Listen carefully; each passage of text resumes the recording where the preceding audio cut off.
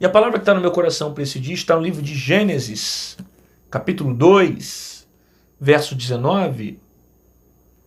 Gênesis 2, verso 19. Havendo, pois, o Senhor Deus formado da terra todo animal do campo e toda ave dos céus, trouxe a Adão para este ver como lhe chamaria. E tudo que Adão chamou a toda alma vivente, isso foi o seu nome. Ok? Eu li aqui Gênesis capítulo 2, o verso de número 19, onde Deus havia criado todo ser vivente, a terra, havendo, pois, o Senhor formado os animais do campo, as aves. Deus trouxe a Adão para que Adão colocasse nome a essas almas viventes, para que ele determinasse o nome desses animais que Deus havia criado. Percebe aqui no capítulo 2 de Gênesis, inclusive, antes de eu começar a falar sobre o capítulo 2, se você quiser aprender mais sobre essa palavra, eu tenho várias pregações minhas só sobre o livro de Gênesis, tá? Vocês podem procurar na playlist aí, coloca lá no Pão Diário, e vocês vão pesquisar, tem várias mensagens que eu falo sobre o capítulo 1, capítulo 2, capítulo 3, que eu prego muito sobre a história de Gênesis, cada episódio do que aconteceu. Hoje, precisamente, eu vou ficar só com o versículo 19. Não vou nem entrar no contexto todo. Mas você sabe o que está acontecendo aqui, que Deus está criando a terra. Deus começa a criar, faz a divisão das criações, e agora Deus vai criando os animais na terra. Deus vai dando vida, vai colocando alma a esses seres viventes. E Deus dá a Adão a responsabilidade de colocar nomes nos bichos. Você vai ver que quem vai dar nome para os animais é Adão. Eu acho interessante duas coisas aqui em relação a esse texto aqui, principalmente do perfil de Deus, né? Deus é todo poderoso, sim ou não? Sim. Deus precisa de mim para fazer alguma coisa? Não.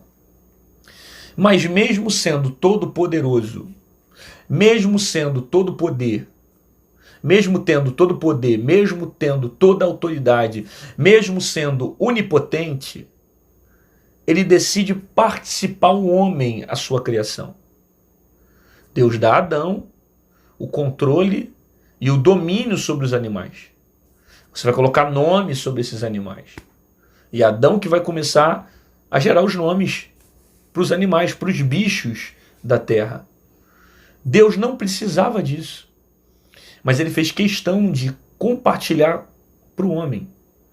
Ele fez questão de fazer com que o homem fosse participante na sua criação. E você vê que essa ideia de participante, ela funciona desde Gênesis até Apocalipse, até o final de todos os tempos, inclusive também nos evangelhos de Jesus. Você vai ver o próprio Cristo sendo participativo, convidando os discípulos, ensinando o homem, compartilhando com o homem, participando do homem, muitas coisas que ele não precisava do homem para fazer nada, mas ele se manifesta, ele faz discípulos, o Cristo que faz discípulos ensina, o Cristo que ensina mostra o plano de redenção, o plano de salvação, dá uma missão para que eles saiam e pregam o evangelho. Deus não precisava de pregador, Deus não precisava de evangelista, Deus não precisava de nada disso. Mas por que ele fez? Por que ele faz? Por que ele continua fazendo? Porque desde Gênesis Deus sempre amou a ideia de nós sermos participantes do seu reino, sermos participantes da sua obra. Você vê que Deus não nos isenta, Deus não coloca o homem à parte de tudo, não. É óbvio que tem coisas que é só Deus que vai fazer, mas tem muita coisa que ele participa o homem. Em relação a essa parte da criação, Adão vai ser participante para colocar o nome nos animais. Deus não precisava de mim nem de você para fazer nada, mas ele decidiu nos escolher para sermos participantes do seu reino, participantes da sua vontade, da sua palavra, das suas obras. Sabe, eu acho isso lindo em Deus, porque Deus poderia escolher pessoas infinitamente melhores e maiores do que eu. E ele não usa nem os critérios de qualidade, nem os critérios de alguém que é bom o suficiente para fazer alguma coisa. Não, não. A Bíblia diz que ele pega as coisas que não são para confundir as que são. Ele pega os pequenos para confundir os grandes. Ele pega os loucos para confundir os sábios. Deus tem uma mentalidade assim fantástica, cara. Sabe? Que nos surpreende a cada dia, a cada momento. Porque eu mesmo não me escolheria, não me colocaria no plano dele, porque eu sou pecador, eu vejo as minhas falhas, eu vejo os meus erros, eu vejo o quanto eu sou dependente de Deus, o quanto miserável sou e quanto eu dependo da graça de Deus todos os dias. Só que mesmo assim, ele me amou e decidiu me fazer participante da sua obra. E isso é um privilégio, sabe? Você ser participante do reino de Deus é um privilégio. Por isso, nunca enxergue aquilo que Deus colocou sobre as suas mãos como um jugo, como um peso. Ah, porque é pesado pregar, porque é pesado cantar, porque é pesado tocar, porque é pesado ir para a igreja, porque é pesado liderar. Não, porque é pesado. Não, não é peso, é privilégio. Ministério é privilégio. Chamado é privilégio. Vocação é privilégio. Por quê? Porque Deus não precisava de mim. Mas Ele me escolheu. Ele decidiu me escolher. Ele me escolheu e colocou um plano na minha vida. Sabe? Eu poderia ser mais um. Eu poderia não ter plano nenhum, mas Ele me escolheu, me chamou, entregou o seu único filho para morrer por mim, me deu vida e me fez participante da sua obra. Isso é maravilhoso. Isso é bom demais, sabe? Nós sermos participantes da obra de Deus. Eu não sei se você já teve aquela oportunidade de você se sentir útil no reino. Como é bom se sentir útil. Como é bom saber que a tua vida abençoa a vida de alguém. Como é bom saber que a tua vida transforma a vida de alguém. Não pelo que eu tenho, porque eu sou pecador, mas pelo Deus que usa as minhas palavras, a minha vida, para transformar outras pessoas. Isso é bom. Se sentir útil no reino de Deus é maravilhoso. Por isso eu quero lhe encorajar também nessa manhã. De repente você vai a uma igreja e você não se envolveu com a sua igreja. De repente você está ouvindo essa palavra e não vai mais em congregação. Não frequenta mais igreja. Cara, procura uma igreja. Se envolva com o reino de Deus. Ah, eu não preciso estar dentro de 4 paredes para se envolver com o reino de Deus. Ok, você pode não literalmente estar dentro de 4 paredes para fazer o reino de Deus, mas se você diz que ama a Deus e você se considera um salvo em Cristo, teu lugar é na igreja, cara. Teu lugar é lá dentro. É ali que se prega a palavra, é ali que se ensina o evangelho. Ah, mas tem muita gente que não presta, tem muito pecador, tem muito mentiroso. E quem disse para você que a igreja seria lugar de gente perfeita? Jesus não veio morrer por perfeitos. Jesus disse na palavra, eu não vim para os sãos, eu vim para os doentes. É ali que você tem que mostrar Deus sobre a sua vida. Ser um instrumento de bênção para a vida dos outros. E eu quero lhe encorajar. Se envolva com a tua igreja. Se envolva com o reino de Deus, mas seja participante dentro dessa igreja. Sabe? Aquilo que vier sobre suas mãos, faça. E faça com excelência. Faça com amor. Dê o seu melhor.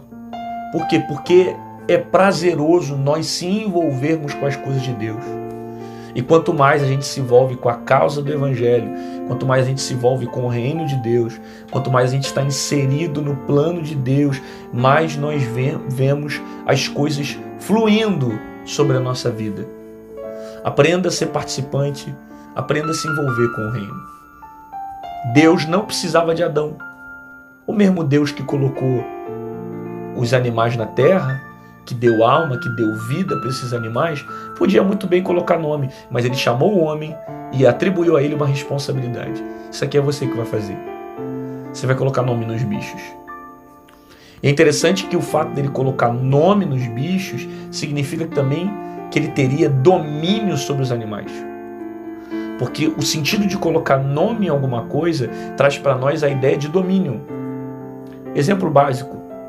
Você que gosta de um cachorrinho, né, um gatinho, um animal de estimação, quando você coloca nome no animal, o que aquilo ali representa?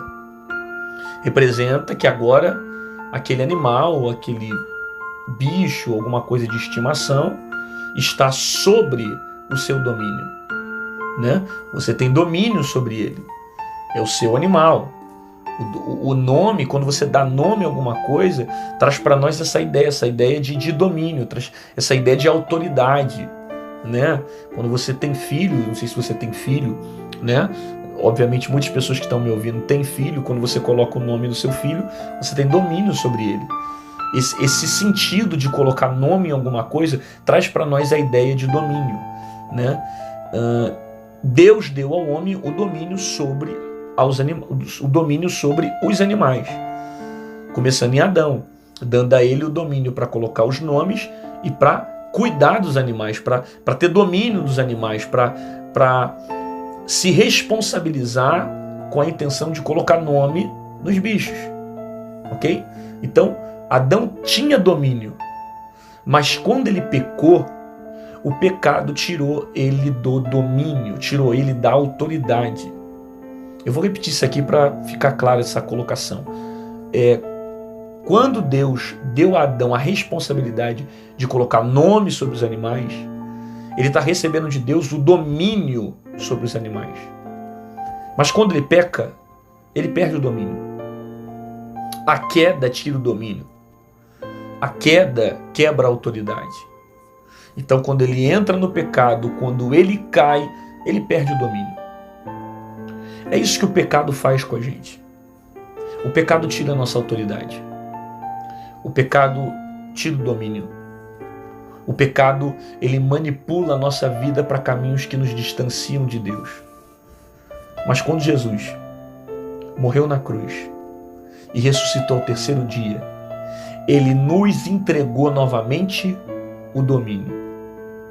Ele nos deu a autoridade. Essa autoridade que um dia foi roubada pelo pecado, ela foi constituída e selada na cruz através de Cristo. Porque Jesus passou a falar para os discípulos, a partir de Mateus capítulo 10, em meu nome expulsarão demônios, em meu nome curarão enfermos. O que significa isso? Domínio. Eu estou dando autoridade para vocês, eu estou dando domínio para vocês. O pecado nos tira o domínio, mas Cristo nos deu domínio no Calvário. Significa que você tem autoridade para orar na sua casa, para orar na sua família, para exercer o poder de Deus sobre o seu lar. Então usa o domínio que Deus te deu, usa a autoridade que Deus te deu e repreende esses espíritos malignos, esses demônios, esses ataques que você tem sofrido. Não deixa o teu inimigo te influenciar, porque Jesus te deu autoridade para curar enfermos, para expulsar demônios. Você tem um domínio. O domínio que foi roubado pelo pecado, ele foi selado por Cristo no Calvário. Sabe? É por isso que toda vez que você peca e cai, toda vez que você peca e cai, você permanece no erro, você perde o domínio. Você perde a autoridade. Porque essa autoridade hoje nós só conseguimos através de Cristo, do que Ele fez na cruz. Quando eu ando pelos mesmos princípios e lugares que Jesus passou, eu passo a viver a autoridade que Ele determinou a mim a partir de Mateus capítulo 10 para todos os seus discípulos.